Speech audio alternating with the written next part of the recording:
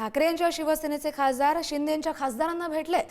संजय देशमुख यांनी प्रतापराव जाधव यांची भेट घेतली आहे। दिल्लीमध्ये प्रतापराव जाधव यांच्या निवासस्थानी ही भेट पार पडली आहे, तर देशमुख खासदारांच्या बैठकीला ऑनलाईन उपस्थित होते असंही कळतंय।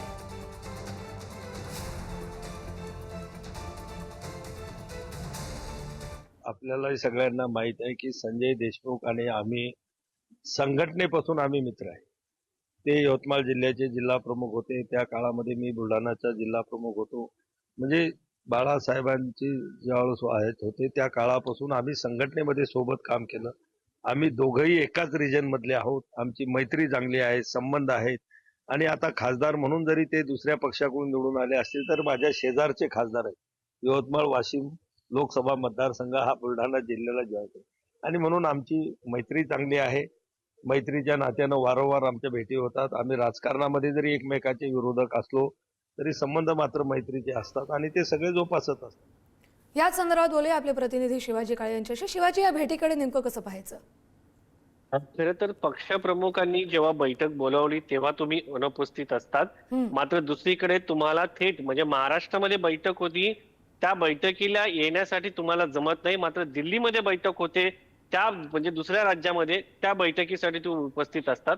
त्यांच्या महाविद्यालयाचं काम होतं असं सांगितलं जात आहे, त्याच्यामध्ये काही बाबतीत तथ्य देखील आहे।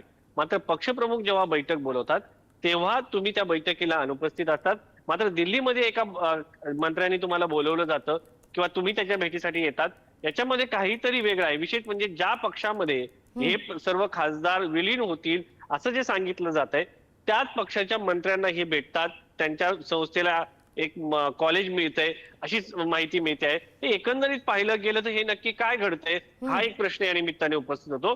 दुसरं म्हणजे जन भावनेचा आदर करून ते आमच्याकडे येत आहेत असं केंद्रीय मंत्री प्रतापराव जाधव यांनी माध्यमांशी बोलताना म्हटलेलं आहे। जनभावनेचा आदर नक्की काय? जेव्हा एकनाथ शिंदे आणि त्यांच्या पक्षातील इतर नेत्यांनी बंड केलं होतं तेव्हा त्यांचं म्हणणं होतं की उद्धव ठाकरे यांनी पक्ष विचारधारा सोडली, त्यानंतर ते भेटत नाहीत, ते लोकांशी बोलत नाहीत। आता ह्या लोकांना काय झालंय? नक्की यांना माहिती होतं की उद्धव ठाकरे फारसे भेटत नाहीत, जनमानसात नसतात, ठाकरे लोकांना भेटत नाहीत, किंवा आता तर त्यांनी कोणती विचारधारा सोडलेली नाहीये, कारण ते सर्व पक्षांची जी महाविकास आघाडी होती त्या विचाराने मतदान यांना मिळालेलं आहे। आता ना हिंदुत्वाचा प्रश्न आहे, ना ठाकरे भेटत नाही हा प्रश्न आहे, ना जनभावनेचा प्रश्न आहे। आता विरोधात राहायचं होतं, त्या दरम्यान अचानक असं काय मिळालं या सर्व खासदारांना? बरोबर शिवाजी, खरं तर भेटीसाठी अनेक कंगोरे आपण पाहिले पाहिजेत, मात्र यातून नेमकं निष्पन्न काय होणार आहे? ऑपरेशन टायगर आहे की इतर काही गोष्टी आहेत हे देखील काही दिवसांनी कळेलच। धन्यवाद।